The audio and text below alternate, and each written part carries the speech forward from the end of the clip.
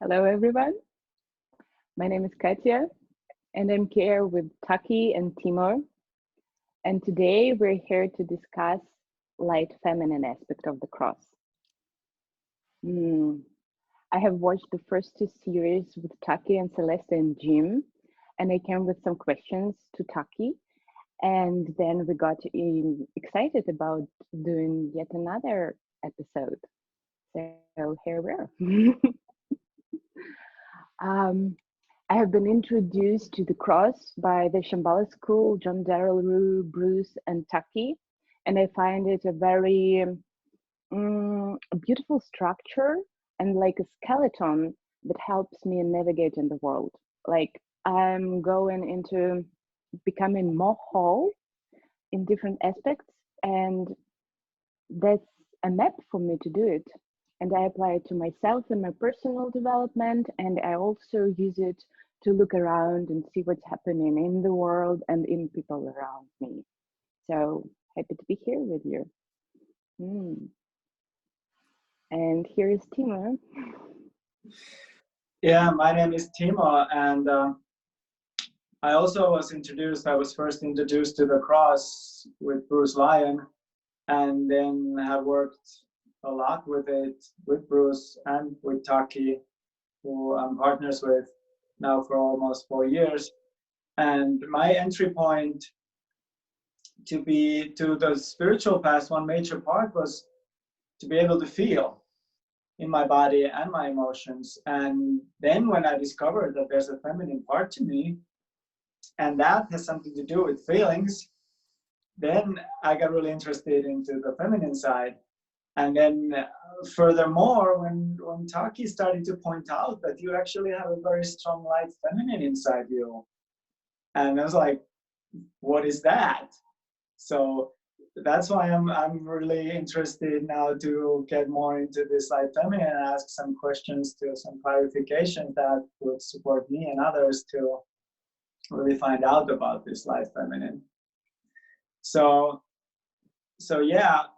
And also speaking to the men, like what first comes up in me is this very conditioned thing that to be more masculine is to be less feminine. They don't coexist. So I'm sure we're gonna get some more insights about that too. Yeah, thank you. All right, thank you both for being here with me, Katia, Timo. You both have spoken to the cross, so I'd just like to say something general about the cross and where it comes from, just so people at home, whoever's watching this, if they don't know about it. It's a map that discusses, that presents the basic polarities that we have as human beings, all of us as human beings. And this is something you just touched on, Timo, that you didn't know you have a feminine in you. And whether we're in a man's body or a woman's body in this life, that we all have a feminine and a masculine, we all have a soul, and we all have an animal inheritance, the wisdom and rawness of our body nature, which is different than personality, which is different than emotional stuff. It's the purity of the body and the purity of the soul. So that's one axis, and the other one is the feminine and masculine. And this doesn't matter how old we are, what culture we are from, anywhere in the world, we all have that. And this is teaching that's come through in it, so basic, so fundamental, and yet encompasses everything in our human experiences. And then what happens when they all meet in the center, and that they're all expressions of spirit and life itself. The teachings have come through DK, a master in the ethers, Tibetan, as he was referred to, as is referred to sometimes, through channelings to Bruce Lyon. And, in its original form is quite esoteric or a little bit more abstract. And Bruce has then worked with it, cultivated this map as a way that we can move through our evolution into awakening. So not only to have better relationships and live a happier life and be more fulfilled, but to become whole as souls and as beings. So it's a beautiful map, and the light feminine is part of that. So if you think of the cross, Yeah, you have the soul and the body and the masculine and the feminine. The light feminine is up here in this quadrant, which is a mix between soul and feminine. So the beauty of working with this map is also to work with the archetypes, that this isn't just about my light feminine or Timo's light feminine or Katia's light feminine, and those will express through the individual container reality. They will be different. Their flavor will be quite unique, but there's also just the archetypal energies, and this is something I wanted to share about, and this came up between our personal exchange, Katia, that, you know, does the light feminine have power, or what is her power, or you know, is it this in comparison, let's say, to the dark masculine, which is the first one I spoke about, I did an interview about. So to recognize all quadrants as part of me, or part of my potential at least, to recognize that each one has a shadow or a stunted version that maybe is not clean, and we need to move through that so that we can invite more and more archetypal energy to come through us, as opposed to just our little version of this trickle of energy. And that they are all expressions of power, because they're all expressions of life. They're all expressions of life force. So it's yes, they are all power, they are all love, and they are all life. So it's not that one is more loving and the other is not, except that the light feminine is the one that's stereotypically considered as love or loving. It's what we have as a society embraced as love. But all quadrants are love. And this is what stereotypically we have considered not power. And actually, yeah. So it has it's a double-edged sword. You can kind of, it's a saying in English, I don't know if it translates very well, but you know, it's got two sides. That yes, this is the most loving and the least powerful. That's not true. This is not the most loving. All of them are equally loving. And it's also not true that this is the least powerful. All are equally powerful, it's just in different ways. So yeah, I wanted to put that out there. And also to say light doesn't make it better. This is also an important point, that a lot of times when people discuss light, as it has been over these past years, millennia, that light is something to aspire to and darkness is something to get away from. And so darkness here doesn't mean, because the dark feminine, the dark masculine, the quadrants are more related to the earthly realms, as opposed to not dark like bad, evil, wrong, or yeah, this kind of dark. It's just dark of earthly dark. It's also not dark of shadow, dark of what we keep in the closet. That's just shadow. That's not what we mean by dark. So light isn't the opposite of bad. It isn't good. Light isn't better in some way. It's just more etheric. It's just more connected to soul realm than animal body realm. But ultimately, they are all expressions of the same energies. Yeah, so I just wanted to lay that groundwork. Yes, Katia, tell me. Yes, I've had this idea I wanted to actually discuss with you. What if we speak about light as me connecting to other wholes? And what if we speak about dark as me connecting to lesser wholes? Like in the dark feminine, I would unite everything that's inside me and show it. And as a light feminine, I would connect to other bodies and beings around me. And then, what do you think of this concept, light and dark? Well, it might work with the feminines. I'm not sure if it works with the masculines. Of connecting, because the masculines aren't necessarily about connection, where the feminines are. So this is a good point, that the masculine is more about, so it's a bit like, this is not me, individual, like alone, not in a personality way, but in this, I am nothing. Yeah, where the feminine is, I am everything, that connection, I am everything, I am the whole. Where the masculine is, I am nothing, I am not this, I am slicing through this, I am, yeah, until there's nothing. And that's the oneness, that's the connection of through, that's the connection the masculine route reaches. It's, I am nothing, just like everything else. Or I am everything, just like everything else. So yeah, there's different ways to look at dark and light. And I just wanted to make sure that people at home are clear that it's not what's stereotypically considered light and dark, in the Bible kind of way, in the religious kind of way. Yeah. Could, And could you say a little bit more about the power, because that there's immediately a rejection that the power lies with the dark masculine and going being out there and not with tender, soft, maiden, light feminine energy. So could you speak a little bit more about like how does that power manifest? Like where's the power of the light feminine? Yeah, actually, let me take a little bit of time to explain light feminine, because to both of you, you both know what I'm referring to, but many people have never heard about it before. Yeah. So I have no idea. I mean, they just have the idea of what I just said of soul and feminine, connection, feminine, soul, etheric, but and what does that really mean? And also they don't have references for dark masculine or other aspects of the cross.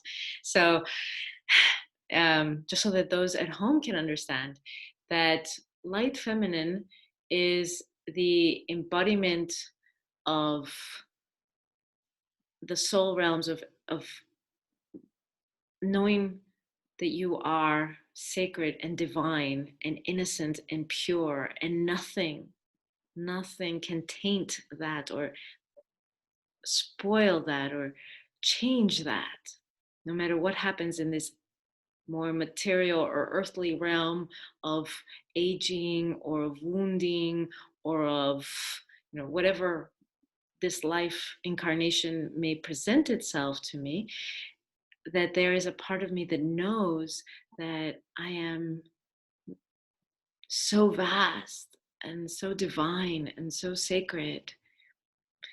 And then couple that with the feminine of connection, so that so you have that combination, is we are all connected. And so some of the key elements of the light feminine are that she embodies an innocence. And it doesn't matter if it's in a man's body or a woman's body, this is equal. She embodies an innocence and a purity that isn't because I have purified and I carry the wounds on my body. That's more like the darker side, the dark feminine or the dark masculine. Is I am pure because it's never been tainted. I'm innocent because it's never been tainted. And so one of the archetypal energies of that is the maiden, the virgin. It doesn't mean I've never had sex. It just means that there's an innocence and purity to her, a bubbliness, also a very childlike, not childish, but childlike way of moving through the world and looking at things and appreciating things and loving things. And there's also the other aspect of her, which is more like the great mother. And again, in a woman's or man's body, the great mother of I hold you in my embrace and love you and accept you as you are, and everything as it is. Everything as it is. It doesn't need to be fixed, changed, healed, or made different in any way. I accept it and love it as it is. So there's the vastness and the knowing that all is love and all is beauty, and her grace. This is one of the key words with the light feminine. The grace, not only that she has in a man's or woman's body, but that also that she graces us with, that love that she graces us with, that acceptance that's just so amazing. And I need to say that for me, because Timo, you already shared that for you have a strong light feminine, and Katia also, you do as well, and for you guys it's like home base, or it's something and it's like a fish trying to describe what it means to be a fish. It's a bit difficult sometimes to put it into words or to even recognize it or to know it.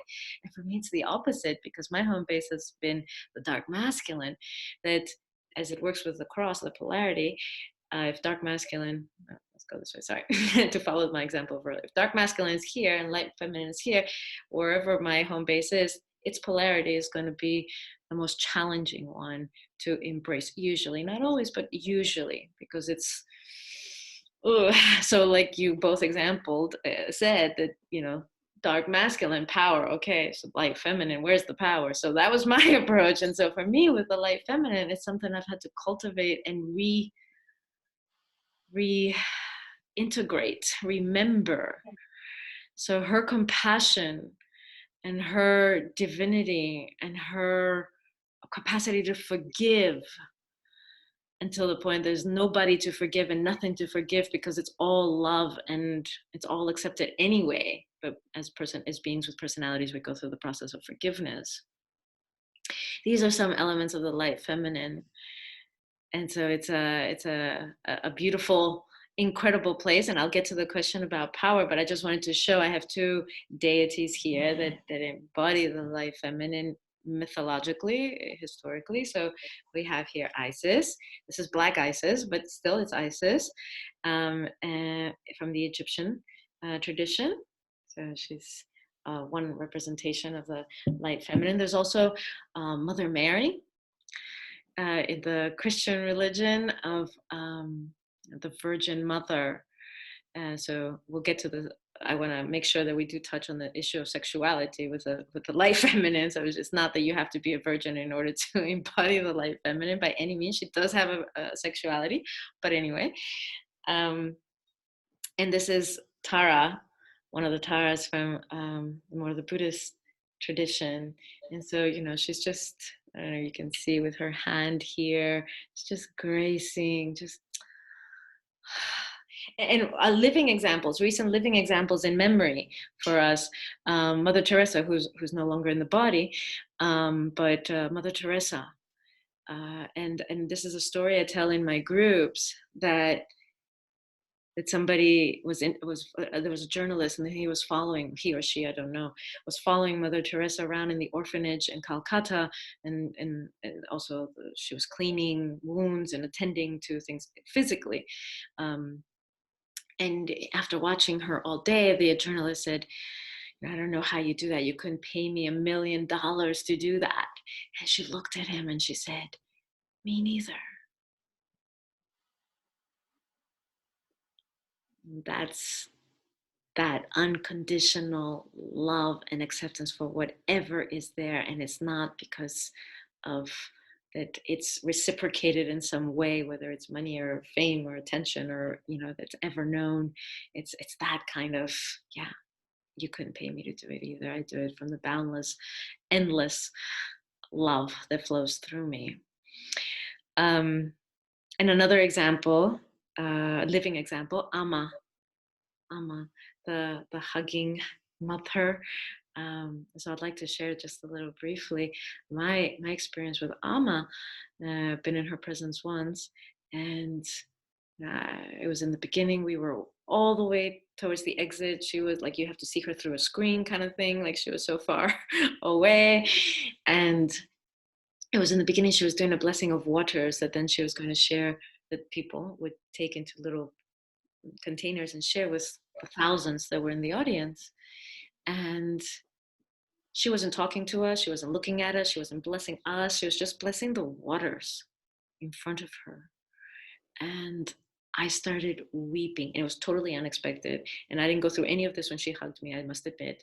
It was like way too, there was too much happening and movement and everything. But in those minutes, I don't know, maybe it took 10 minutes for her to say her prayers and chants and bless the waters.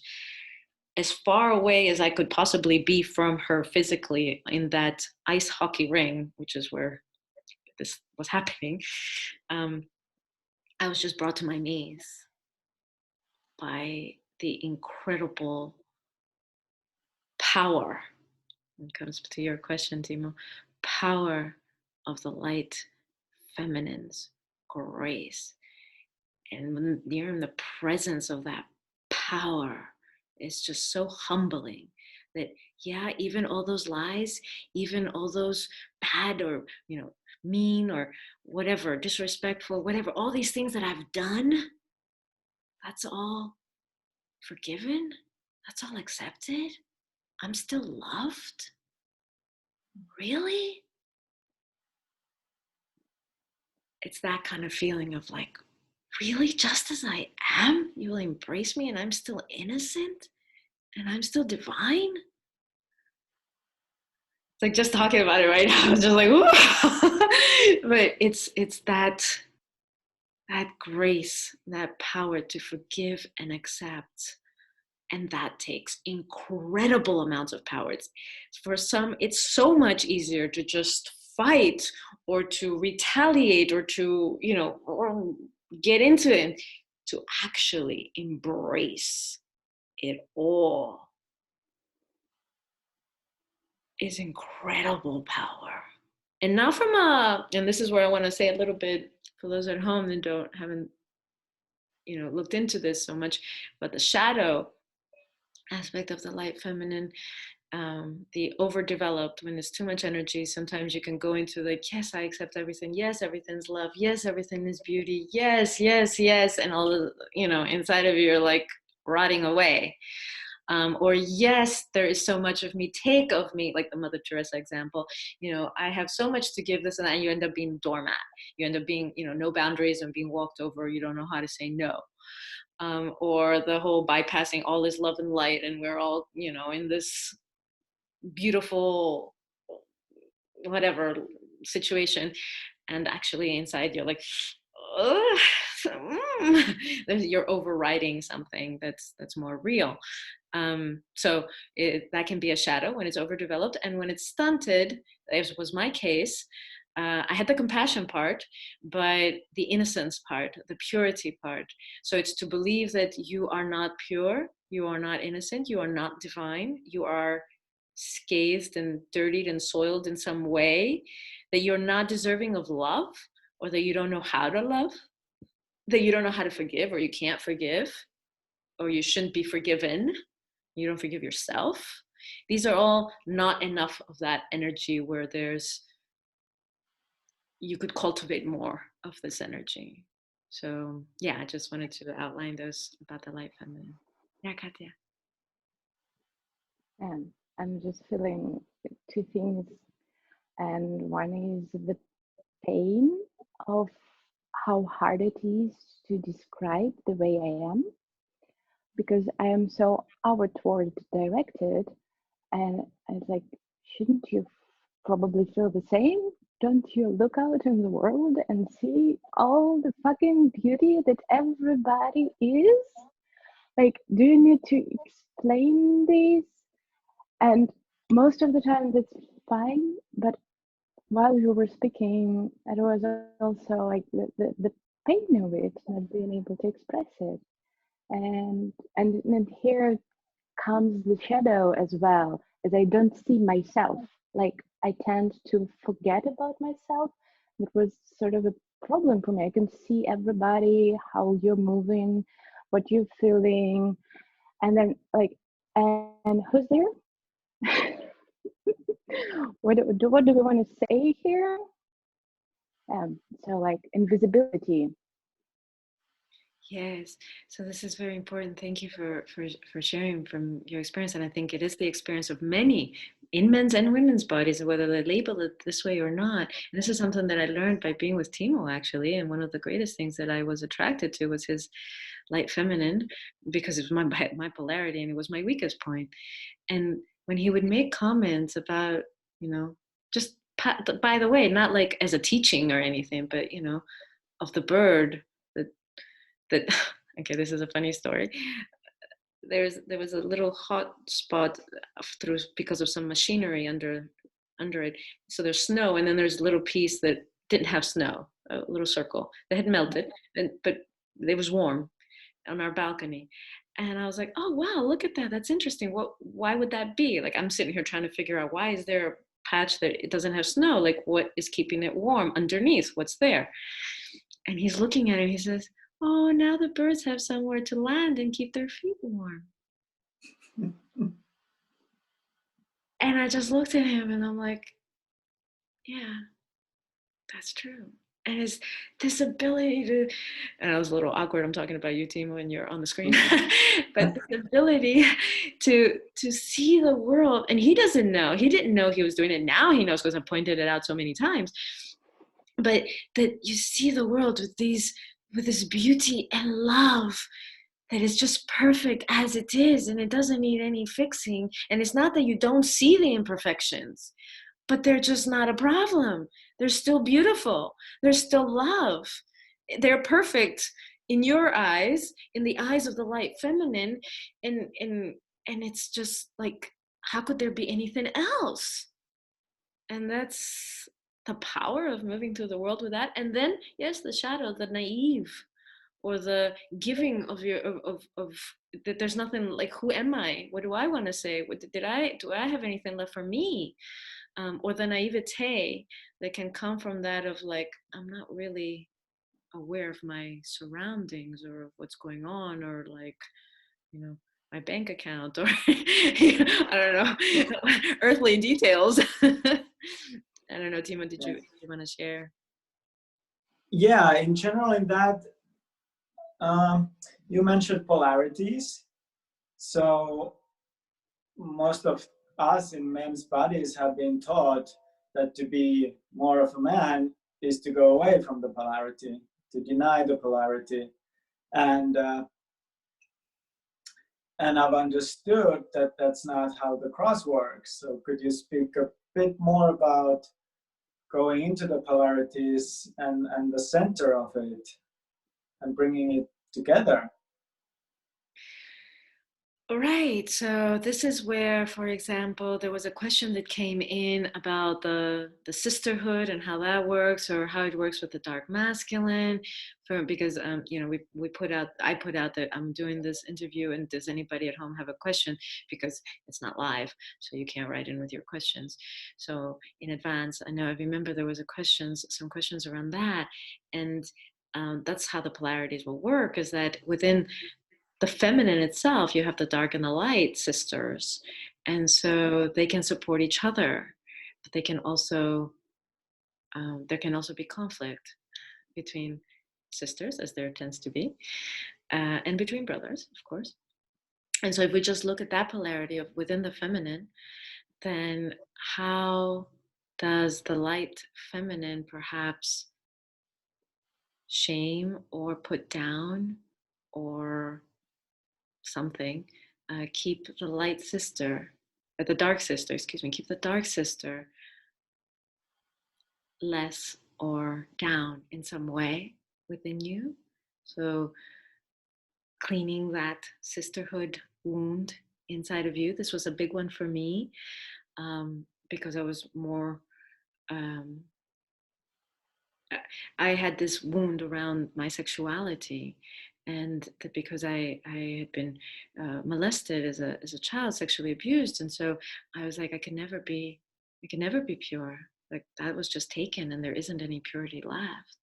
And what I found in my sisterhood wound was that there was the light feminine in me was actually not the virgin, not the maiden, but the mother, the great mother, who was in her shadow, putting down the dark sister of like, you know, you're dirty, or you know, your sexualness can get us in trouble, can get us hurt, you know, like shaming and blaming. And so to explore that, and to explore the shadows there in that polarity, and then that supports both of them to become, both the light and the dark sister, to become cleaner, and to come into a bond, that, hey, we need each other. And this is just my personal example, and it can go the other way around, that the dark sister is putting the light sister down, that like, you know, sitting up in the clouds, everything's beautiful, hello, come down to earth, you know, like, look at what's going on down here, or you don't feel, or you don't, you know, whatever it is, which isn't true. But there can be the shaming and the blaming in reverse. And then there's the polarity of working again with if you have the dark masculine here, the light feminine here, this polarity. And in that case, or what I found myself is coming from the dark masculine is wanting to bow down to the light feminine in me, in the world, in others, but just to her energy, and to bow down. Please, I need your blessings. I need to rest.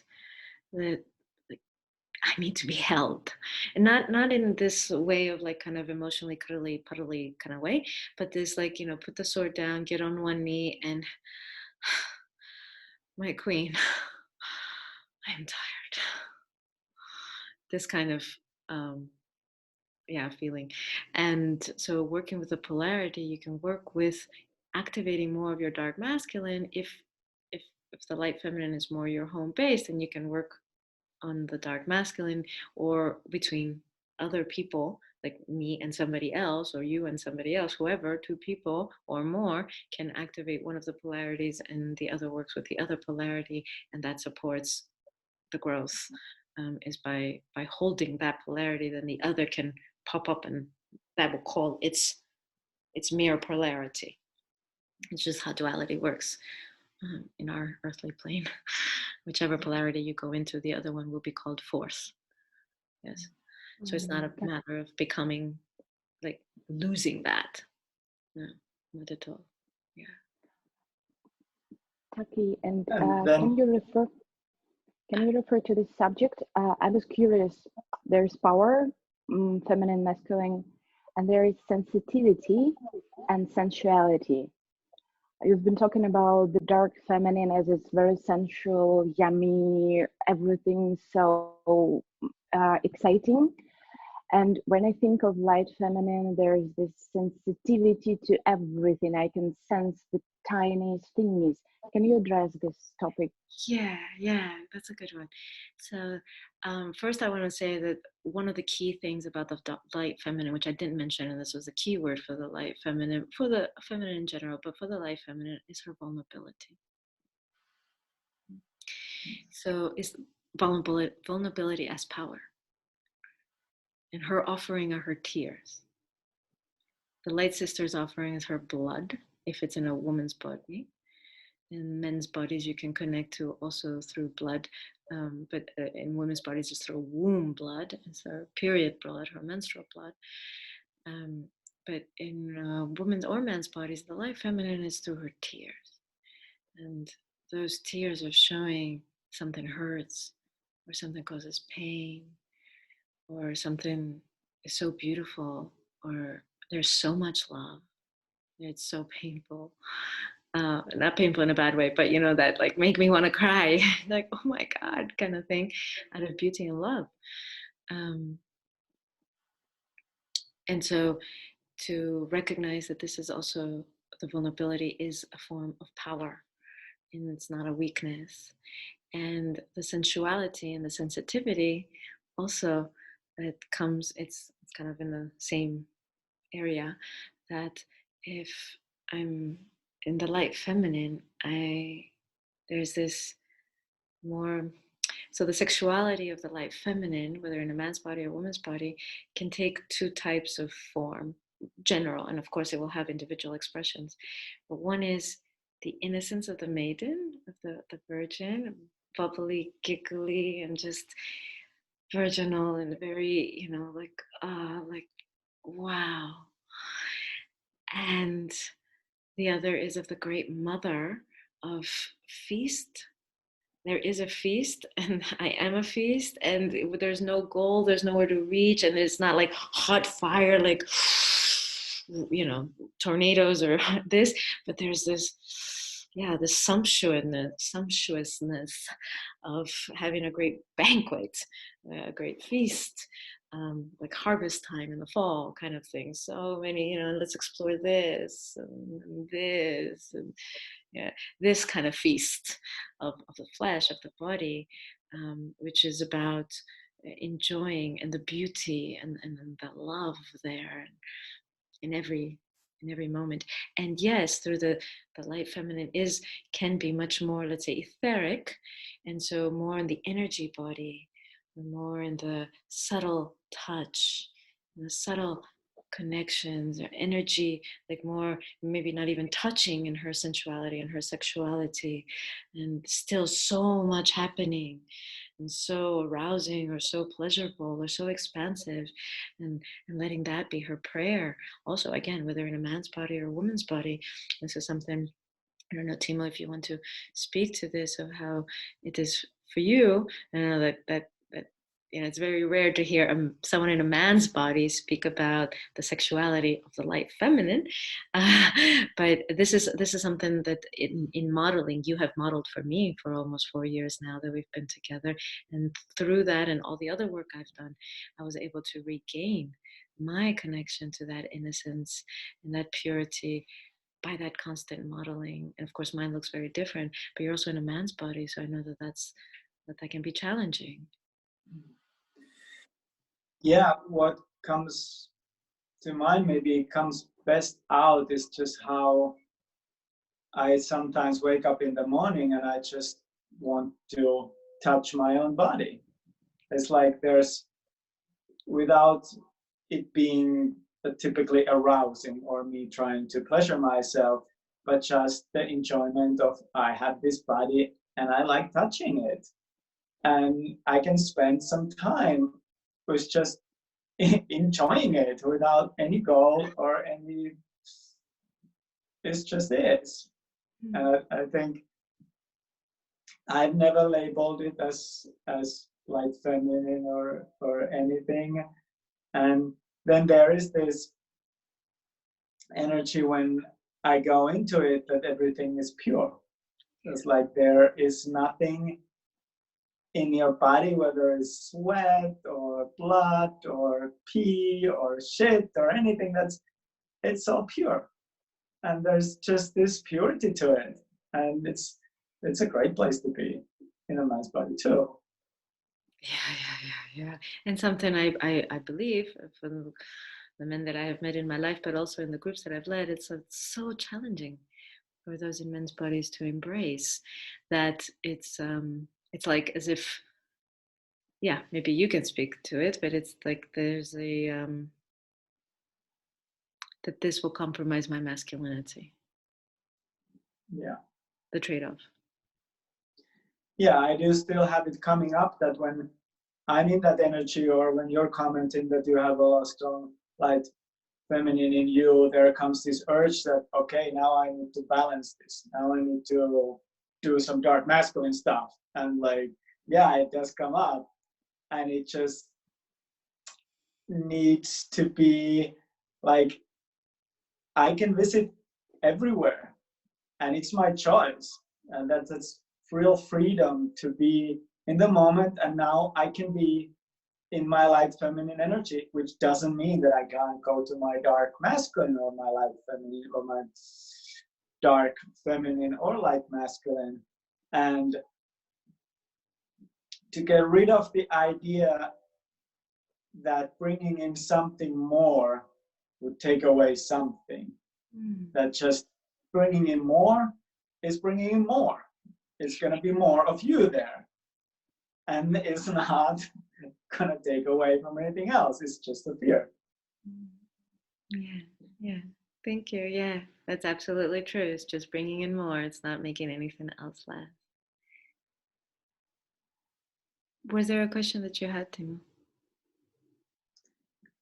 I was thinking about the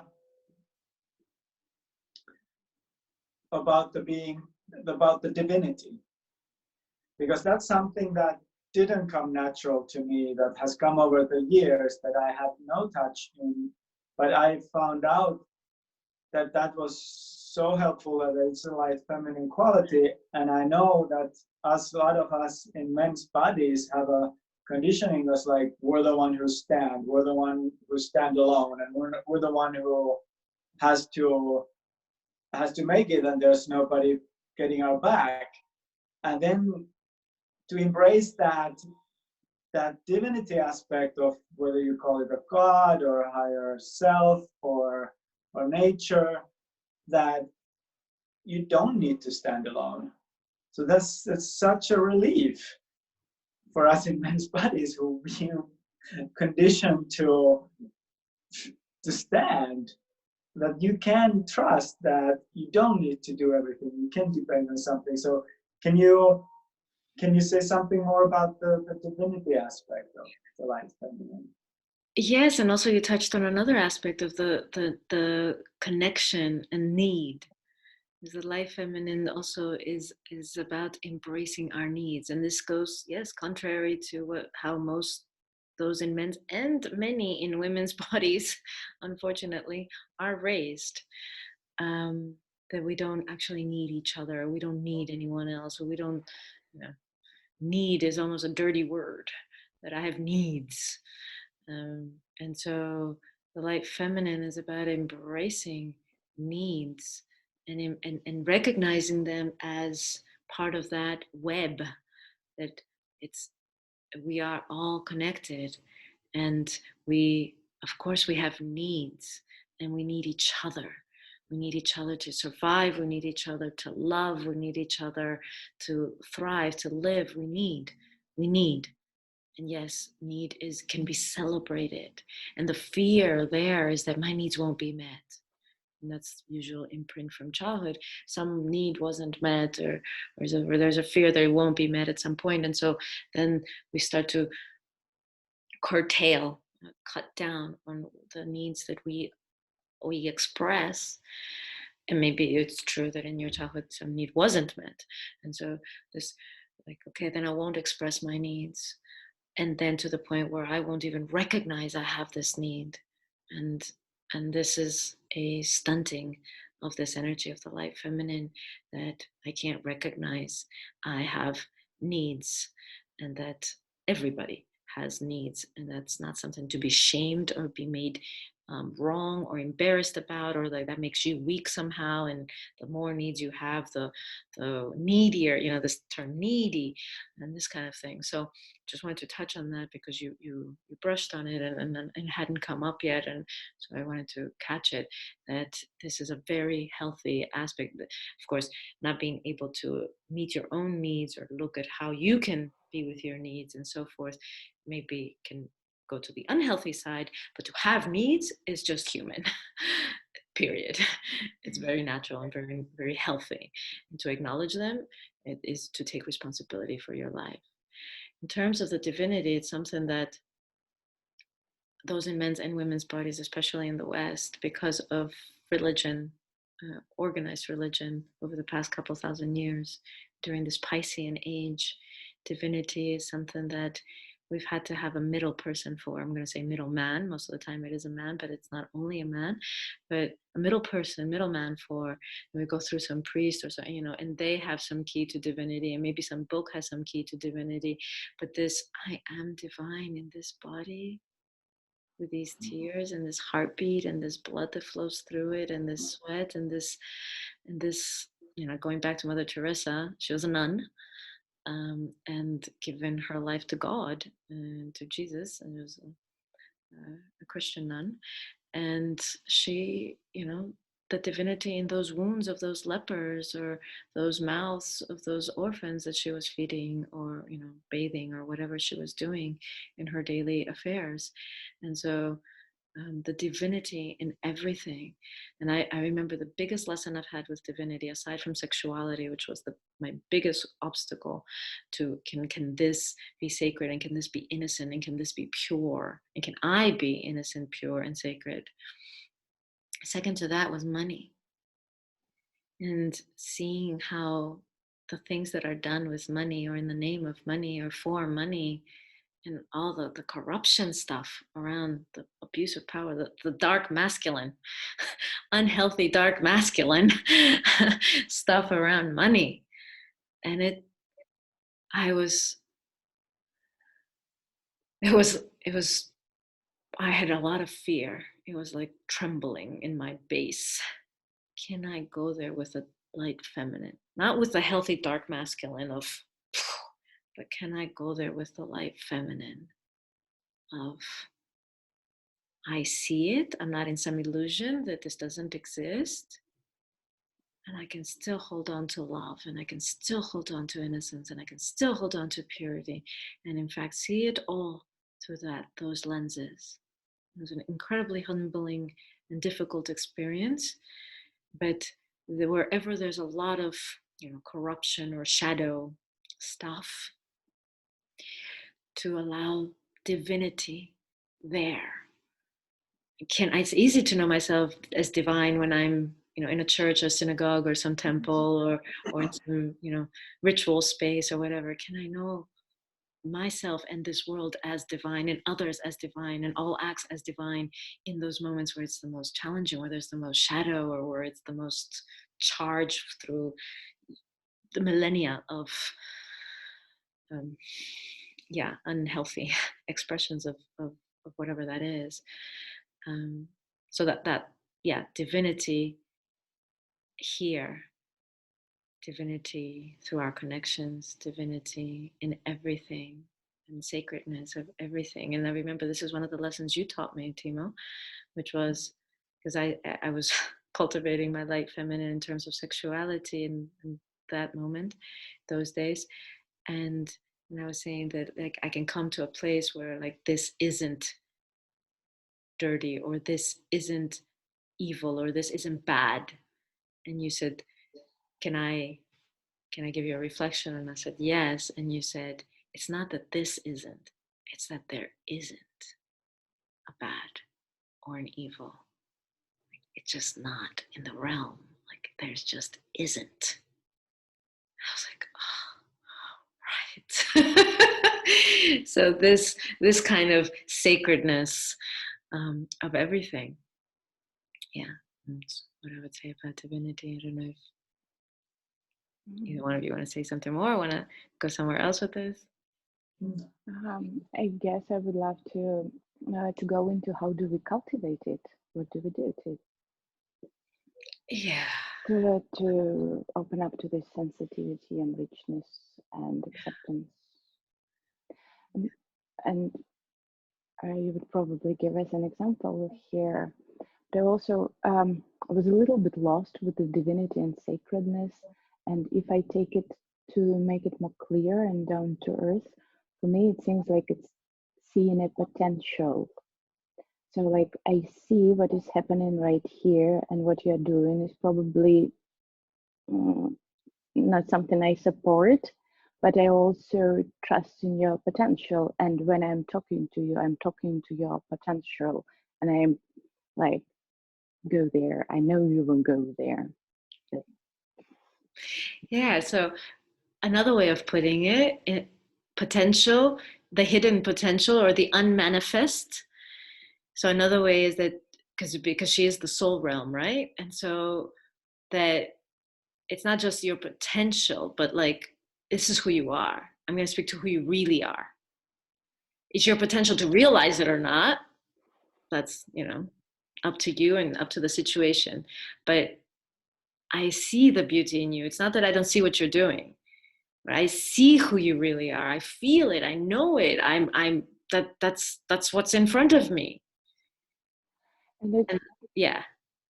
And it probably takes me again back to the naivety that is kind of borderline stupidity, and sometimes refer it as a naive child, but I see exactly the power and strength in this.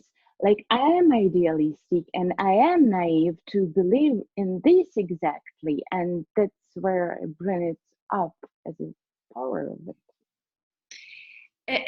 And you believe in it, and if it doesn't happen, that's also okay. Or if this person acts a different way, that's also okay. It's part of the divine plan, or it's part of love, and that's also okay. It doesn't have to look a certain way. That's the beauty. That's the power of the light feminine. It doesn't have to look a certain way for it to be love. But even if I don't, these values are not mine, or whatever, it doesn't mean that who you are isn't love. Yeah. And that this action is a way of you discovering that for yourself. Are you done? Yeah. You have another question? Katia, you were going to say something else? No? No. So you mentioned a divine plan. How do you see that this energy is needed in a collective as a humanity? Like what kind of role does that energy plays?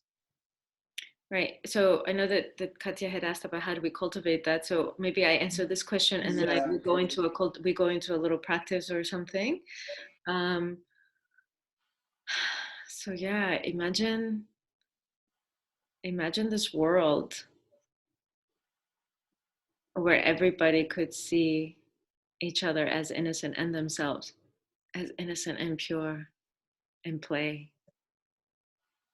And instead of like what is she up to? What does he want? What, what's this kind of, I can't trust, I can't, I can't depend, I can't rely, I can't even, whatever it is, the suspicious part of us, because it's been hurt.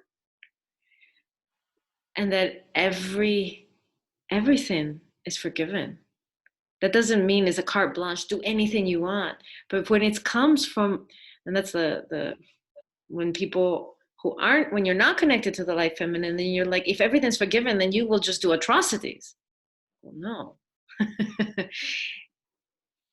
If everything is forgiven and you're connected to that love, and you feel that grace and you feel that transmission, then there's all, you will also align with that love and grace and beauty and innocence and vastness. So it's not that I will align with light feminine and nobody else will. And that's the fear, because it's been so suppressed. This is the quadrant that has been most deemed weakest, deemed like only the fortunate few can live this out. If you're like the madam of a castle, or if you're like, like cared for in this particular, you don't have to deal with the world kind of thing, then you can be kept in your little bubble, glass bubble, like a Cinderella thing. So know that if this world of humanity, if we could actually receive recognize the love that there is, but not only, just in the human realm, like just us as humans, that the capacity we have to love each other and to be connected through that love, but then also just all the other kingdoms that we live in with on this planet, the love that is infinitely given to us with every breath we take, whether we recognize it or not, whether we're grateful for it or not, whether we think we're worthy of it or not. If we didn't have that oxygen, and the way I put it is, it's God's way of saying I love you, or divinities, or great mother, or mother earth, or however, whatever you want to associate it with. But we have that breath with every inhalation and every exhalation. It's not something we have to earn. It's not something we have to, be good enough for, or fix, or be, give back. I'll receive the breath and I'll get, there's no exchange. This is unconditional love. This is as close as we can get to understanding as human beings, unconditional love. And that there's still crops growing, and we have vegetables, and there's, still, if you eat meat, there's still animals. If, of course, there's a whole thing about how that is, the meat industry or fish industry or whatever that is done. But to say that we can still survive, we can still eat, we can still have all our needs met, these needs of being alive, this is all given to us, taken for granted. Now, what if we actually could connect to gratitude for that and fully receive the love in that instead of take it for granted? And what if through this connection and this, I wouldn't do it for $1,000 either, $1 million, or whatever Mother Teresa said, either. This doing because it is love's way. What if the majority of humanity could connect to that? And this is something that Corona has been inviting us to do, has been inviting us to look at what you're doing to the planet. Can you be in connection with the animals? Can you be in connection with the air that you're breathing, with the waters that are running through the rivers and the lakes, and see what you're doing as human beings? Can you feel that? And can you see the beauty in where you're living, in what the planet, meaning, and the also reaching out to each other in these times of isolation? How do we find ways to stay connected? So many lessons right now as we've been moving through this for the past couple of months. The light feminine's love and unconditional acceptance of, and that to really embrace that as a humanity, and to rest in that, and to know our divinity in our breath and our touch and our look. to each other and to ourselves, and our innocence that we don't have to prove or make right as a humanity. We just can be, but not, from a I'm gonna get you kind of way, but be who we really are. This is the soul realm again, the light feminine. So yeah, it's an incredible gift for humanity. And so, okay, let's see if we can go into a short practice. Let's see. So, okay, closing your eyes, and you're welcome, both of you, to follow along. And if you're at home and you need more time, at any time, you can just push pause and then just continue. And taking some deep breaths, maybe through your nose, maybe through an open and relaxed mouth, and connecting to that love with each breath, with each drop of air that comes through and into your lungs. This is life, breath is life, and it's unconditional love from the divine, or from this planet, from nature, whatever you connect to is divine. Each breath, really receiving that. Can I receive the love? Not just, it's air and it's my right to breathe it because I'm a human being. But it's a gift. Each breath is a gift. Can I receive the love in that gift? Not just the air, but the quality of the energy behind it. The love.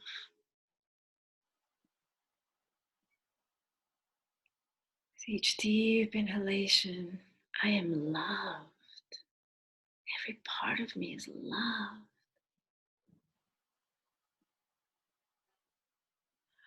With the exhalation, I am love and I can share love abundantly. There is no end to it. It's not finite. Inhaling and receiving and exhaling and sharing. That I don't have to be worried that it'll run out. There's not enough. There'll be less for someone else or for me. No. Exhaling fully and surrendering. Another quality of the feminine, surrendering.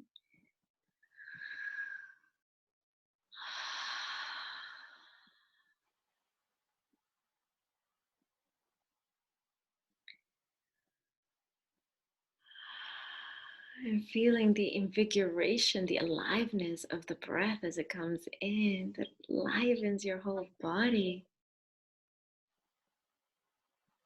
Notice what happens in your heart center.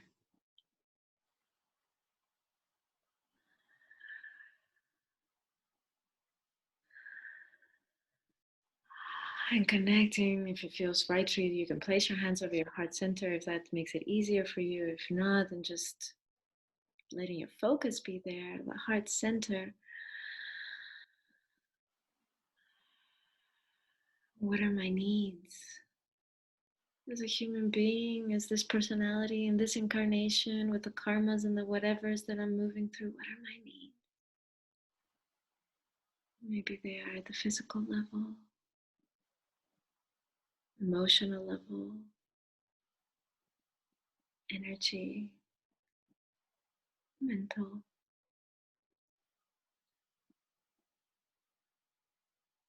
Now, not just what are my needs, but what are the needs that maybe I'm embarrassed about or ashamed of or afraid to express or feel that it would be a sign of weakness or that I would somehow put myself at risk if I was to own this one particular need. Zero in into one particular need.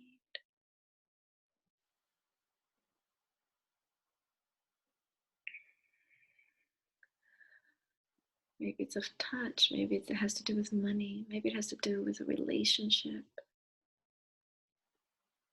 Maybe it's about expressing yourself in some way. Being seen, being heard. Having a community or having alone time. Simple or big, doesn't matter. It's important to you. Just holding that in the light feminine's embrace of love and acceptance.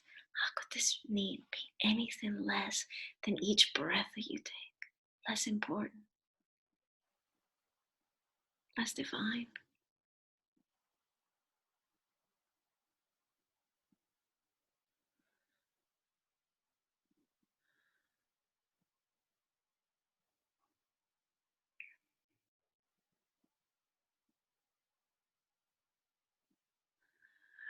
And recognizing it as an expression of love. This need that you have is an expression to connect in love. You may have judged it or put it down in some way, ignore it, push it away. Now it can be seen as you're wanting to come home closer to love, more love.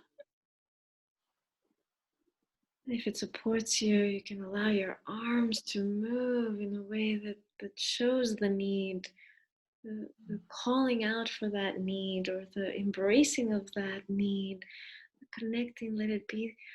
I know that the light feminine is through the ethers, but it does anchor into this body, into this expression of life in this incarnation. Your arms or your body, to allow it to move, to recognize this need. It is holy, it is sacred, it is love, it is life itself. I'm just spending another minute here with this need.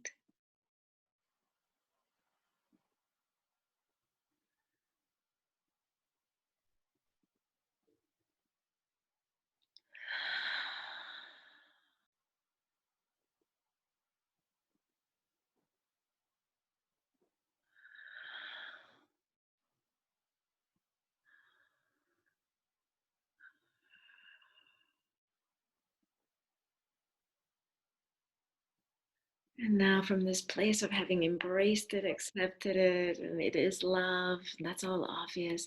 And from this place of being more from the light feminine, you can clearly see why you might have been judging it or rejecting it or not wanting to show it or voice it or whatever it is. And that aspect of you, bringing that home to love, that aspect that was afraid or is critical or whatever, that part can be loved too. That part can be embraced too. And feeling the power in that. The power of the light feminine to embrace everything.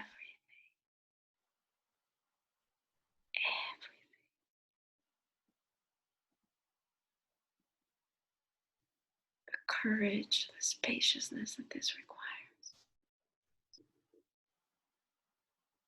It is not easy.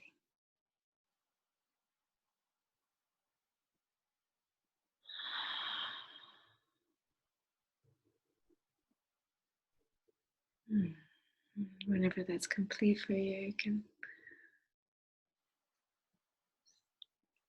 if you're at home, you can press pause if you need more time to go into this. If it brings up emotions, of course, also.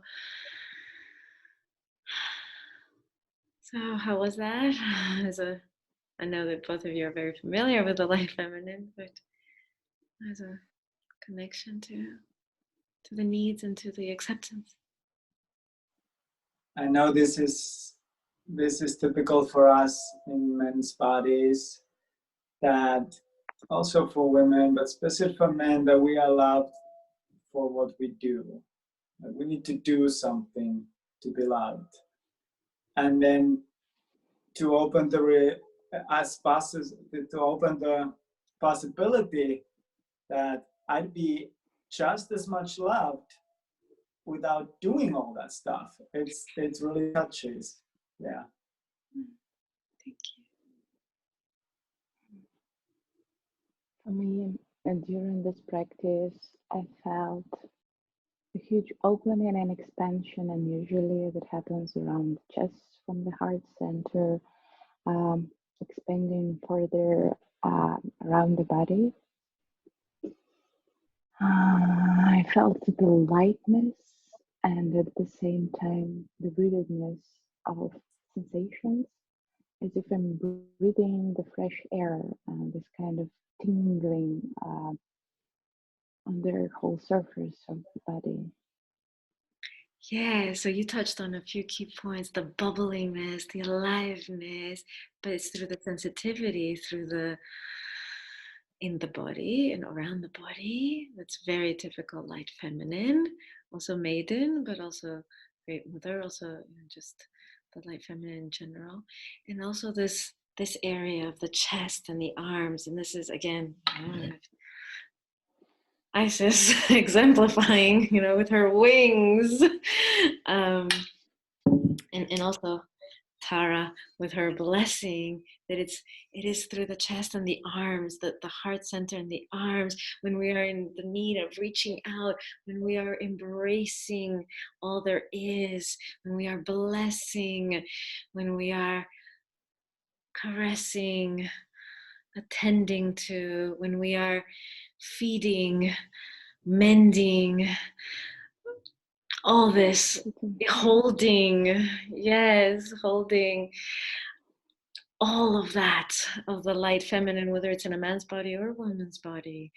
We are praying all of that.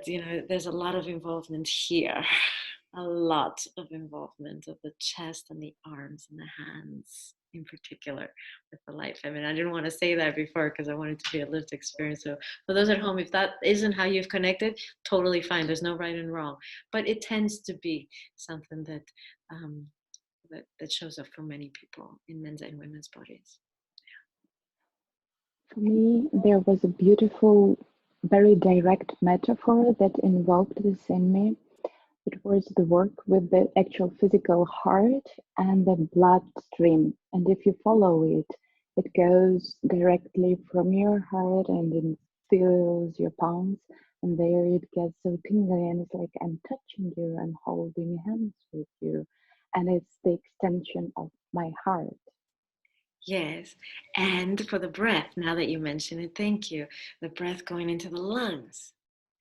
And it's also the chest area, and it opens you up, and open to receiving, and open to giving, and open to just the endless bounty that is the light feminine. And that air then through the heart then becomes what sustains us through the alchemy of the heart. So there's so much reference in the physical for the light feminine, which most people don't realize, because light feminine, etherics, clouds, that kind of thing. And all of the quadrants can be felt in the body, are grounded and rooted. Otherwise, it's not an embodied experience. It's not a human, fully lived embodied experience. It's conceptual, or something still in the ethers. And the greatest experiment that's going on in our solar system is that we are here as human beings right now in 2020 at the cusp of landing spirit. And that takes both spirit and body, matter and spirit, both vibrating and wanting to come together. And so it's fine that the light realms have been in the ethers for previous thousands of years while we've been cultivating the capacity to ground and anchor and hold this container and our other containers. And now it's time to land. And so yes, the light feminine can be felt in the body, and can the light masculine. We'll get there next time.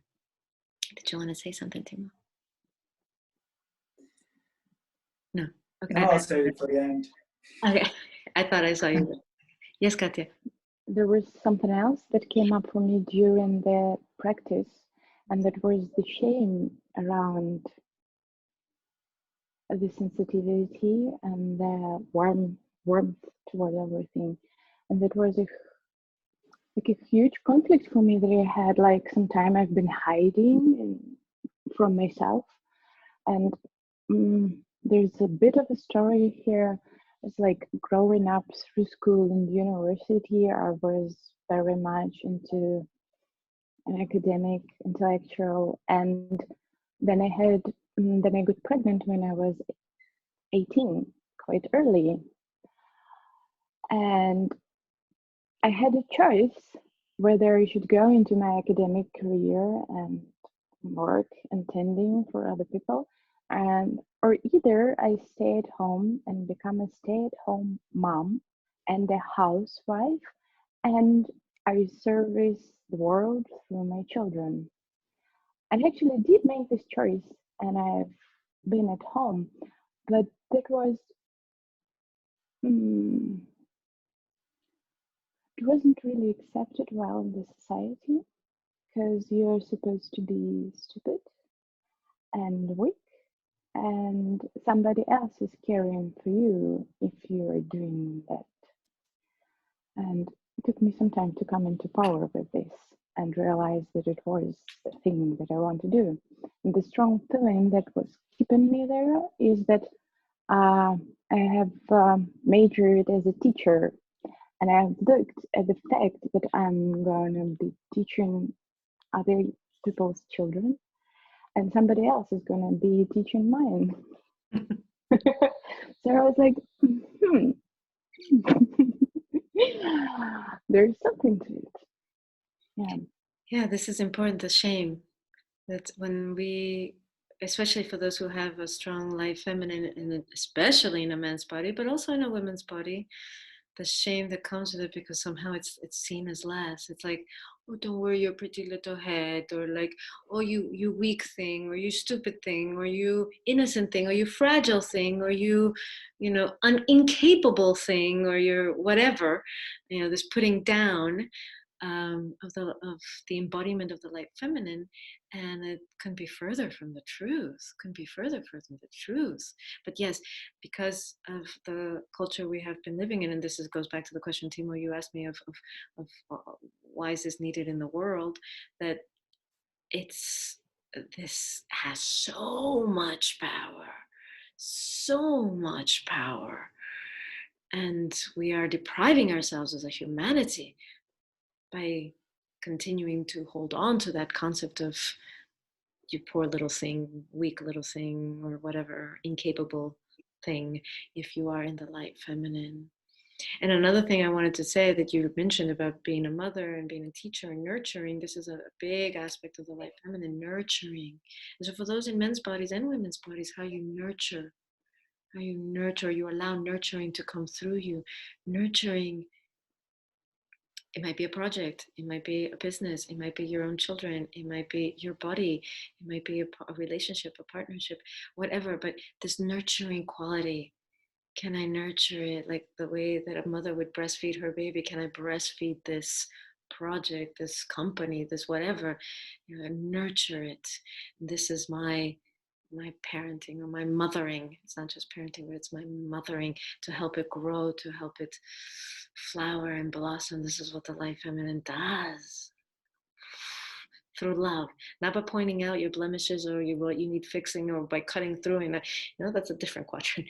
This is through, I will water you and love you until you blossom into the whatever fullness you were meant to be, because I can see that you are that anyway.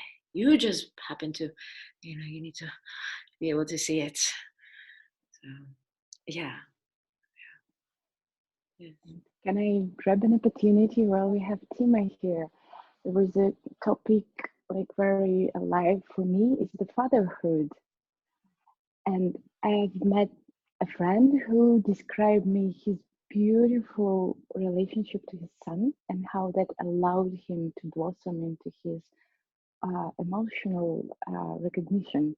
And I know you have children, and I would just really love to invite you in your fatherhood and to feel you there. Can I speak to that? Because we always speak about mothers, but I find it like particularly beautiful, the father energy.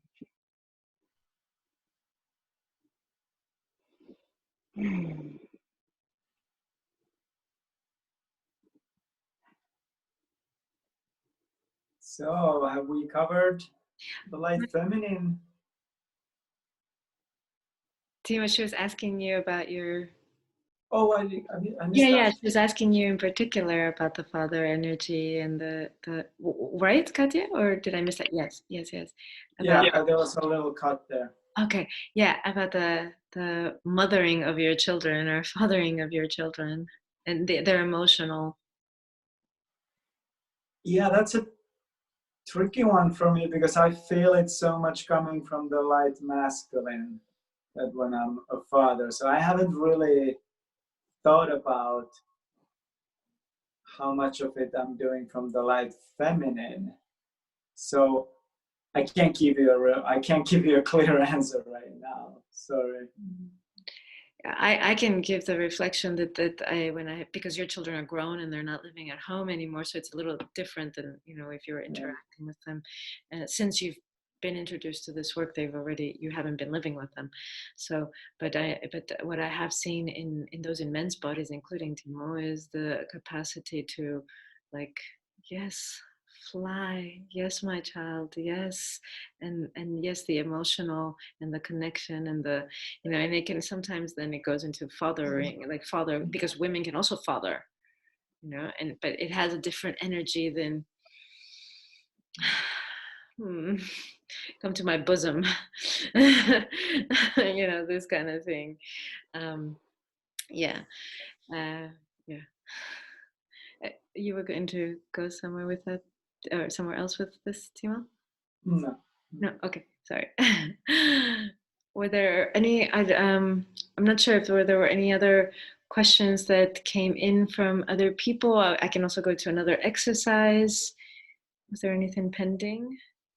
I think we had the one about the limits, to what limits I can accept, and also close to that, acceptance and martyrdom. Okay, right. So this is usually a shadow area for the light feminine, not having boundaries. Or not having boundaries, but extending the boundaries so far that you're actually overriding your personal boundaries. And so this is why we really, in all the quadrants, we need to do our work and clean out and speak our truth from those quadrants. And so in this case, that it's not that the light feminine doesn't say no, but her no is not love. Her no is not a rejection.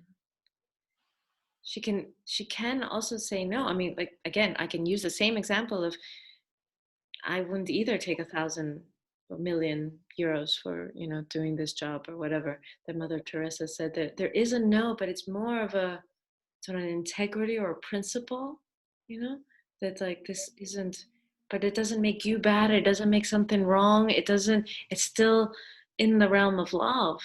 And same with the boundaries, then if you apply it to that the boundaries, that yeah, like, if I do this isn't love anymore.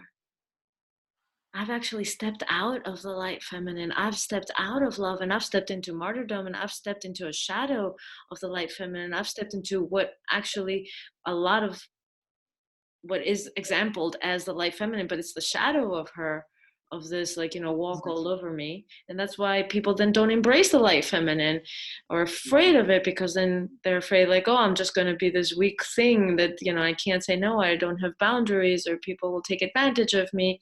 And this, this is a very common thing, that the masculine comes in, or even the dark sister comes in to protect, and I put that in quotes, to protect, in quotes, the light feminine.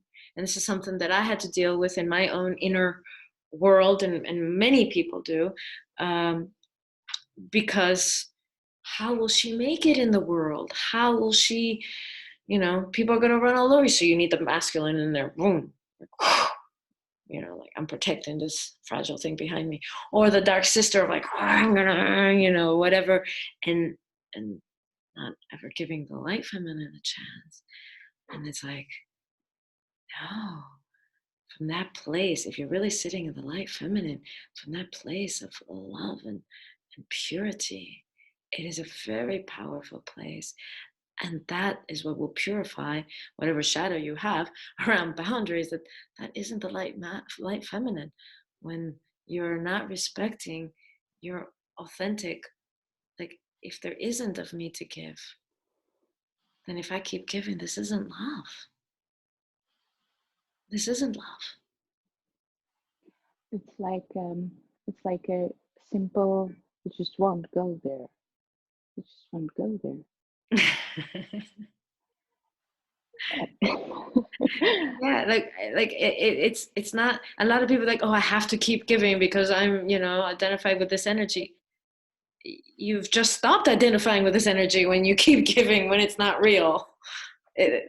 No, that's not how that works. And again, the archetypes are universal, are energies that are accessible to all, and it's not whether my personality likes it or is aligned with it or not. It's there. It's how the universe is functioning, all these archetypal energies. And so it's a matter of, can I clean myself enough and let this through me? And if I do more and more of my own cleaning, then the pureness of this archetypal energy can start to come through me. And then it's not about, then I don't have my personality traps of, I have to give because I learned as a child that I couldn't say no to mom, and so I could never say no, and so here I am, never saying no, or whatever it is about boundaries. Yeah, but also another thing I want to say about boundaries, and this is a very it's not spoken about, but it's an important point. If those in men's bodies were to embrace the maiden in themselves more of those in men's bodies, or were to embrace it more in themselves, if you have already started to embrace that innocence, that bubbly, that giggly, that amazing creature that we all have access to, an amazing energy we all have access to in a man's or woman's body, then you would seek it out less in the flesh. So this happens often, that those in men's bodies, because they are denied by their mothers and fathers and societies and religions and cultures and everything, because they're denied to have connection with the maiden, with their innocence, with their own purity, they need to substitute it out there. And so they'll go for that virgin or that young one or that innocent one or that one that isn't as capable in some things that they are, and so that they can feel like vicariously substituting. And that's a common theme, unfortunately. And it's a taking of like, I don't have of me, so I will drink of you. And there's a difference between, oh, you hold something I don't, let me be in your presence so I can cultivate it in me, this modeling. That's healthy modeling, which Timo and I have practiced a lot in our relating. I have used him as a modeling of the light feminine. He has used me as a modeling of the dark masculine to compensate for our polarities, which were not as developed. But to go for that energy and to say, okay, you hold that and I will drink of that, but not become that, not cultivate that in me, is something that I wanted to mention. That is a typical sense of where we have become, what has become known as like this loss of innocence or taking of innocence kind of thing over the millennia.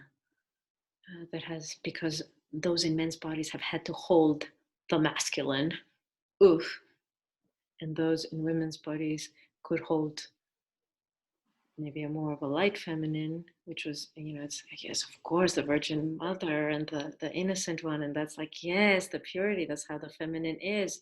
So it's more shamed to be in the dark feminine, the dark sister, for those in women's bodies over the past millennia. And then they can't cultivate it inside themselves, those in men's bodies, and those in women's bodies the same, then oppositely with the masculine. So it works both ways, but just to voice that, to speak on that. Yeah. So would you have some like bite-size practices or something for once in men's bodies, how to, like, when it starts to feel like this is like, I don't even have an entry point to this, like what could I like go and taste, like to get in touch with the light feminine? Like, how would you go about it? So I will I will ask you to comment also, but I know it's maybe a little bit more difficult for you because it's a home base for you. So maybe it's again like a fish trying to describe what water is. It's a bit difficult. But yes, I will go with what you had said in the beginning, actually, which is that what parts of me believe that if I embrace any of these qualities that we have mentioned now over the past hour and a half, if I embrace any of these, this makes me less of a man.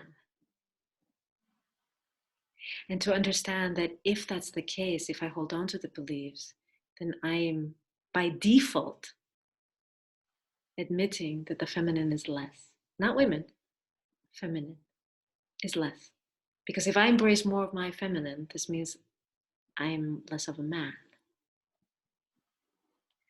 So this is the root of it all. For those immense bodies, that you've got to let go of the belief that if you embrace more feminine, it makes you less masculine. So to go straight to that belief, where whatever it's sitting on, whatever it's about, everybody has their unique version of it, where they got it and how they developed it and what it's holding. But that, whatever, I'll be regarded as, a big one, homophobia. I'll be regarded as gay. Or that I'll be less attractive to women. Reality check. I did this in the men's group on the feminine the other last time we did it, and you were in that group. I was like, reality check. The bad guy, the bad boy look. What's his hair usually like? Long. Does he wear jewelry? Earrings, maybe some bracelets, some rings, perhaps even makeup, that rocker look, some eyeliner. Reality check. Embracing the feminine does not make a man less attractive. It usually makes him sexier to women and in general, because there's that calm connection thing that happens, of course. And physically also there is that. So for those in men's bodies to go to the root of it, that as long as you feel that embracing the feminine in you will make you less of a man, and of course that's an incredibly legitimate fear, legitimate in society. There's no shaming in that. And I'll repeat what I said when we did the previous interview with the dark feminine, that I was saying to the men in that group, you risk everything. And well, we've reached a time where you're not actually risking everything. And thank God for that. Thank the goddess for that. Thank everything for that. And you risk gaining so much by being able to, all that society and your parents and culture and religion and whatever said that you shouldn't embrace, it's keeping you down. That's what you don't understand, those immense bodies. It's keeping you in a cage. It's keeping you a slave. It's what's causing you to rot inside or turn to alcohol or not know how to have deeper conversations or touch with your male companions, your brothers, etc., etc. And so to open up to the feminine and to that is power. And it's attractive, so don't worry. And it's then the surrender. Can I accept and love myself? These are keys for anyone, but especially those in men's bodies. Can I accept and love myself instead of beating myself up, trying to train myself or become this goal-oriented, be better, be fixed, be the ideal, be the best, or lover, be the corporate CEO, do the whatever, be the enlightened whatever aspect of life. Just relax into that spaciousness of being held by the Great Mother, by her energy of love and acceptance, and let that pour through me. In that relaxing, embody it and let that pour through me. What could be more powerful? And how is it for you? And then to go just on a lighter side, or quoting Bruce, girls have more fun. It's like they're allowed to do things that men are not.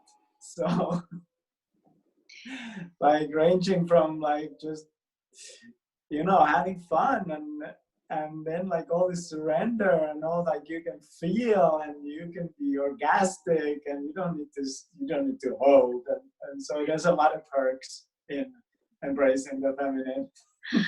Yes, and the light feminine in particular, you can be playful. You Come can to the like light side. totally, totally. You can be like a bubble, like a champagne bottle just went, you know, and or you know, you can. I mean, about the sexual pleasure. My God, you can, you know, make love with God, uh, dissolve into God through your pleasure. You can, you know, it's very interesting. Bruce's comment about girls have more fun because he's in a man's body. And I know that there are women, many women, who's like, guys have more fun.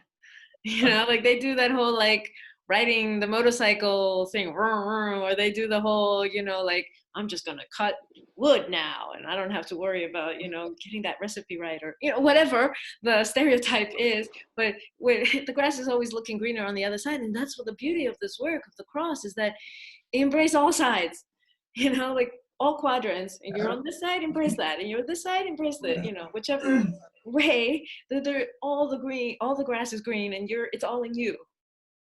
Yeah. Amen. Amen.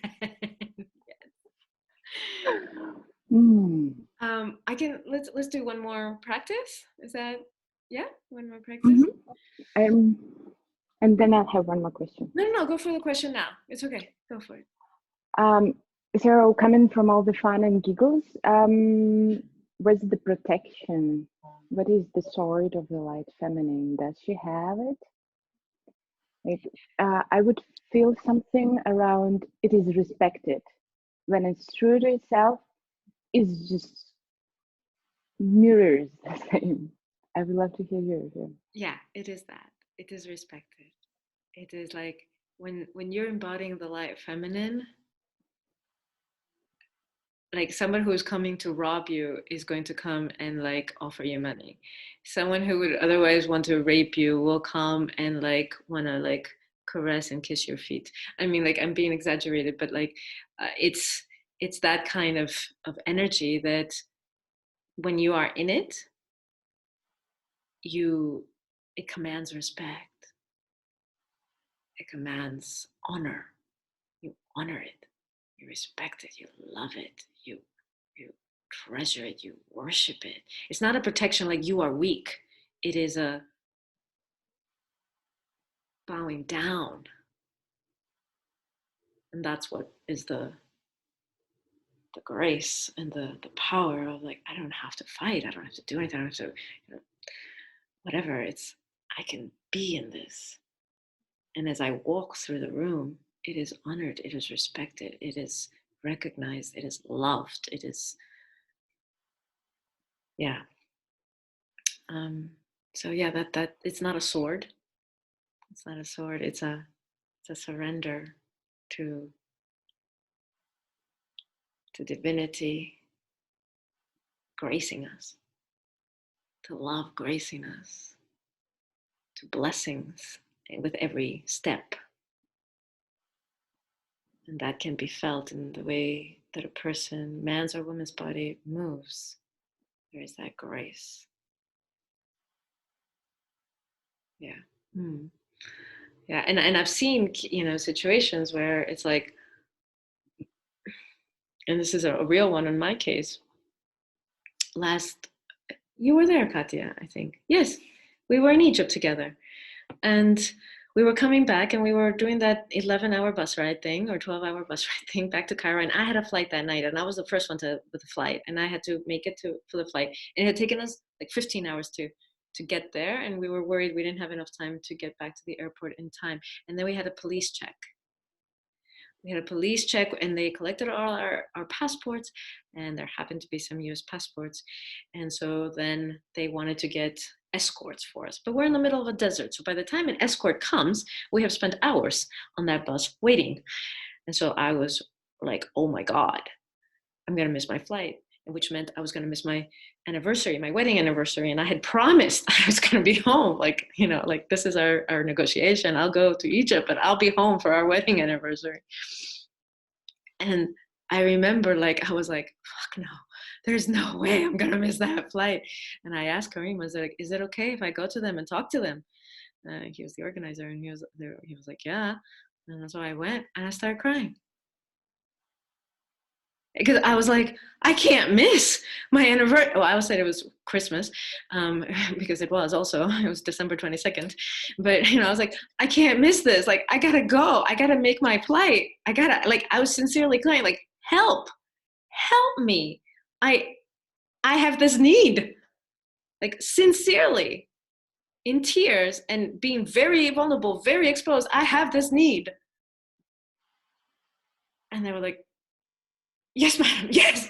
Passports back, everybody on the bus, and we were gone within 5 minutes. And I was like, because I know, I mean, if I try to, like, you know, come with my dark masculine and this is police and this is, you know, I'm like, but the truth is, like, the truth was in that moment, if I had come out with my dark masculine, it would have been to protect what I was really feeling inside, which was a deep need and vulnerability of, I don't want to be stuck here. Please let me make my flight so I can have my wedding anniversary and have Christmas with our family. Please. Like, over this, you know, I mean, I knew we were not in real danger, risks that we needed to wait for an escort. So, you know, of course, it wasn't endangering anybody. But this was a real life example of she is to be respected and honored. And when you vibe that, people come to help and support you. And not that she needs help, like she's incapable, but to aid, like we believe in this, you know. Like, how many people come around? Amma's thing is like incredible, the amount of volunteers that are needed to just have one of her events happen. Of course. Timo and I were there serving food to people. Of course. Of course you will support and love and not protect, but that's her sense of safety, that I am love, I am divine. And when when I feel that and you see that, to go against that is a rare thing. Yeah. It feels like it's sparkling up the same thing. Like, I have this here, and I'm not meeting any bad people with bad intentions, because when we come closer, you mirror the same warmth and openness and love. Yes, of course. Those police, those security people wanted us to be safe. And I wasn't putting that down in any way. And it was like, yes, and here's my situation. And they're like, oh yes, okay, and we want you to make that flight. And it was like, yes, let's all round up, let's all work together in the spirit of love. Yes, go. Yeah, it was very beautiful. And it's not exceptional. When you embody, when you allow that vulnerability and you come forward with that, you will be most likely met with intimacy and love and vulnerability. That is the cracking open that is possible. So, okay, let's do one more last exercise, practice. Okay, so closing your eyes again and connecting to your heart. A lot of talk and connecting to the sense of love. And maybe you feel that there have been times that you have acted in ways, or your lack of action, which represented a lack of love, or something that needs forgiving.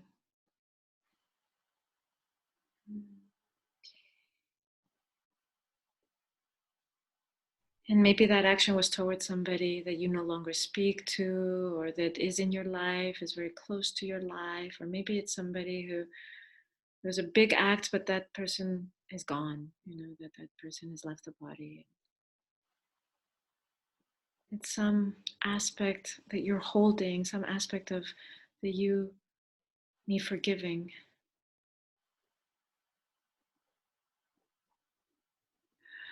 And so taking a moment to connect to that, whatever you said or didn't say, do or didn't do, that you haven't forgiven yourself for, but it had to do with somebody else, and visualizing that person in front of you. Even if they're gone, they're not in the body anymore, or you don't know where they are, or haven't been in touch in decades. It's okay. Visualizing them as they were.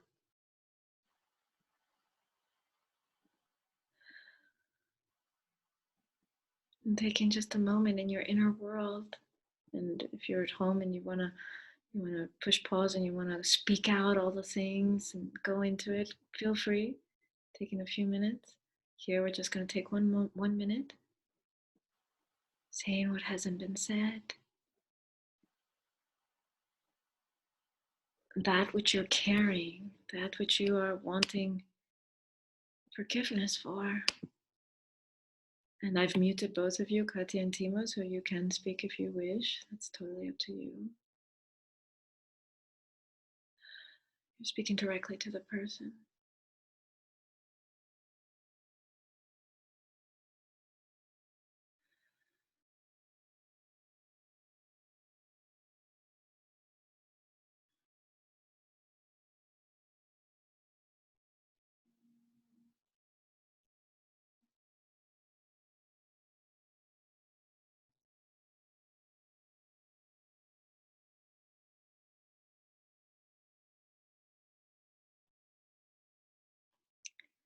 Asking for forgiveness. I'm sorry. I haven't owned this. Not from a place of blaming or shaming. A place of integrity. Speaking the truth. A place of vulnerability.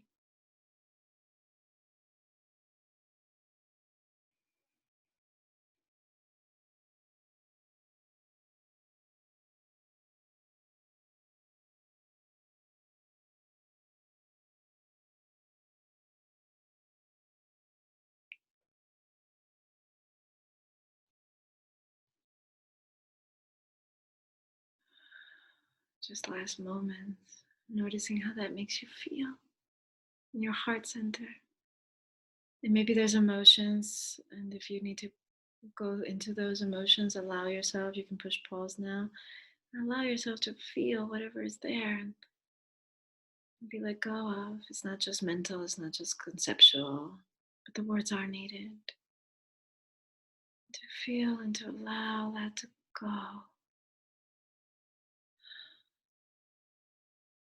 You're the only one carrying it, sustaining it.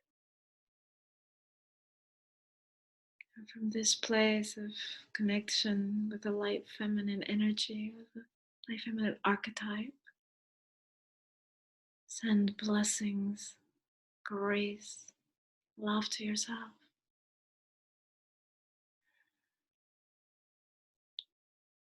Am I worthy? Can I receive?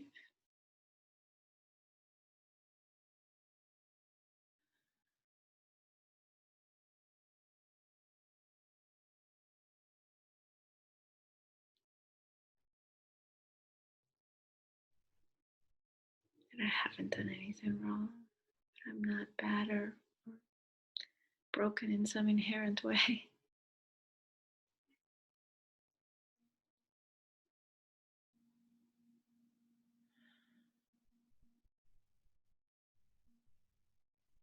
And taking a moment to embrace yourself physically, maybe wrapping your hands around yourself, the embrace of the light feminine, her breath, maybe her kiss on your hand, her holding you, which is you.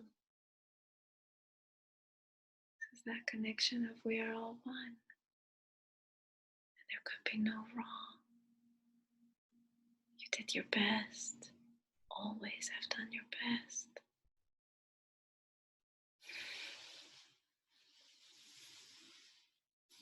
You're loved as you are. You are a daughter or son of God. And in that sense, you are God. You are divine.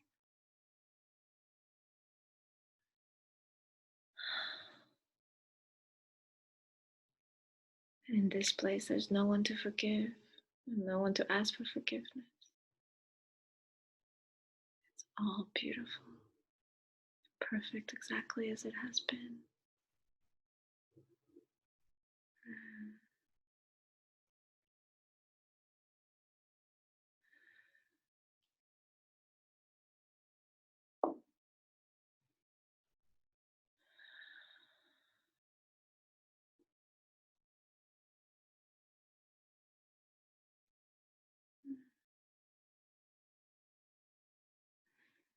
When that's complete for you, you can open your eyes. Just unmute you. With gratitude, opening your eyes with gratitude, seeing everything,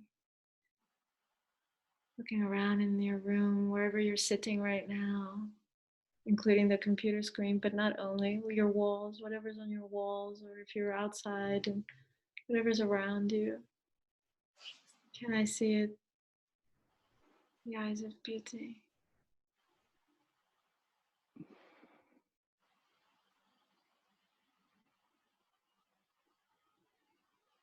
Eyes of love.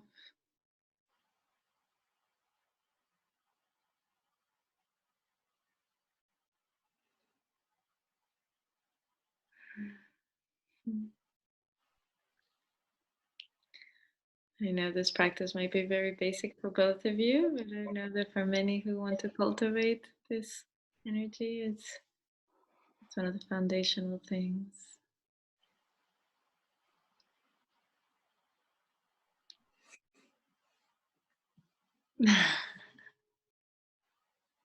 I have a tendency of making myself busy and doing a lot of stuff.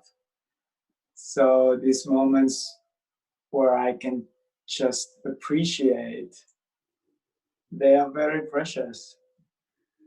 And just reminds me again to like, you can have them. Yeah. Thank you. Is there any last sharings or last questions from either one of you? Anything?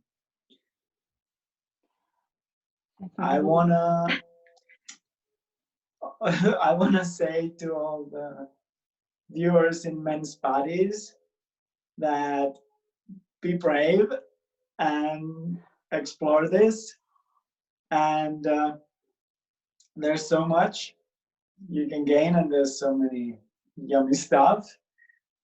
But maybe give a warning if you're in a relationship where you're holding the masculine and the other one is holding the feminine, that you are exploring this, and it doesn't mean that you're gonna be any less of a man. And then just out of curiosity, go and like explore. There's jewels there. Yeah. Thank you, Timo. Yes, absolutely true. This is very important if you are in a relationship to let your partner know, hey, I'd like to explore this. So I may not be doing the regular thing that I've been doing, whatever that is. Thank you. Katia. I am enjoying the transformation that happens to Taki'h from call to call.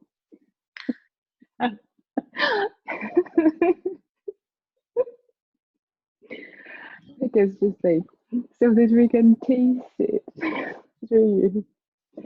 And it's been really beautiful to watch Timo's face so glowing with a smile, and there's something precious to take with me. Thank you. And yeah, I want this. It's impossible that all four are my home base. True. And I want to give the transmission of how you can embody them all.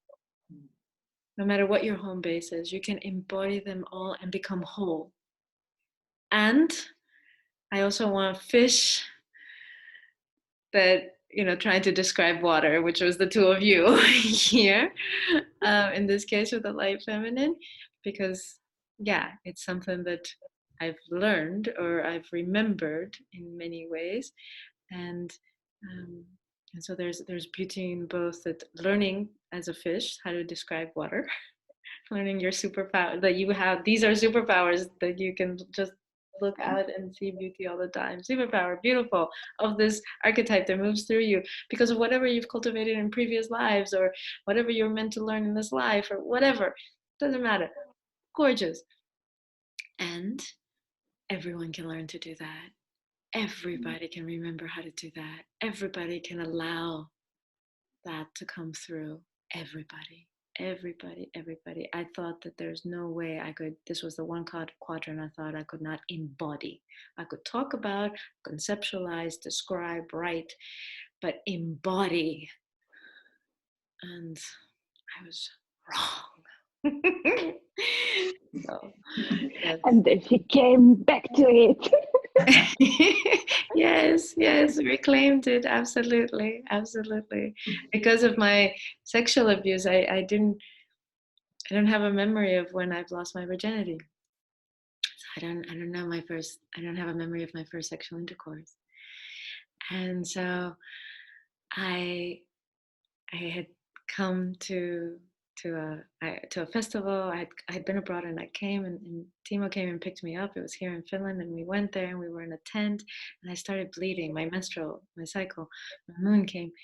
And he said, "Oh," I said, "Let's put some," because we were going to make love, and he said, "Let's put some towels down so that we don't get the mattress, the camping mattress, stained." And all of a sudden, there was a white towel under me, and I'm bleeding, and I just looked at him and I said, "Are you okay to reenact, to help me reclaim my losing of virginity? Because I don't have that imprint, and I can do all the healing I want, but I want to have that experience." And he looked at me and he was like, okay. And I was like, okay. And then he like started very like softly caressing and very tenderly and like this porcelain doll. And I was like, no. Please take, like, be in the dark masculine and take, because my imprint from the abuse was that there isn't enough, and this little bit that's left to me, this little this little piece that's still with me, I gotta protect it and hide it, and because then there'll be nothing left if this is gone.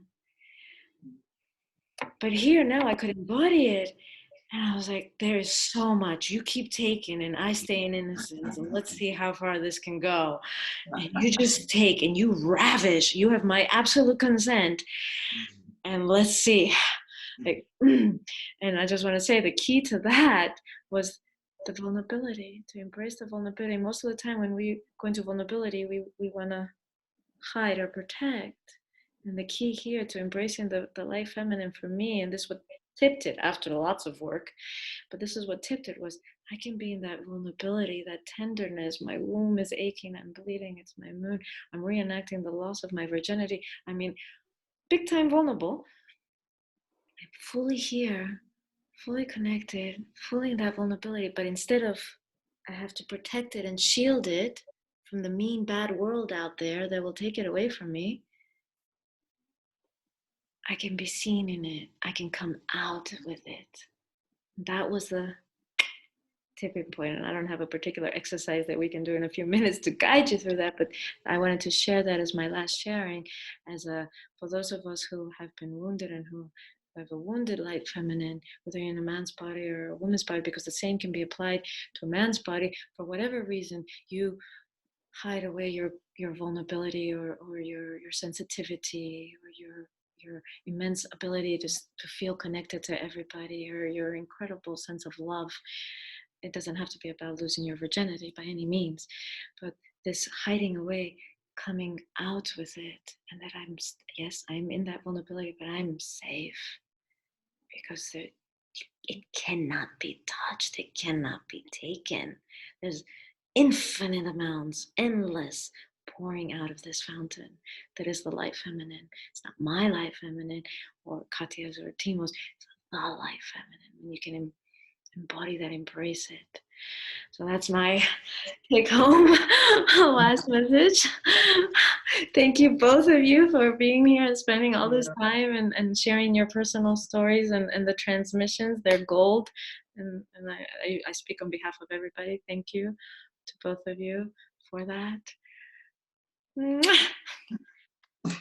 Thank you. Thank you.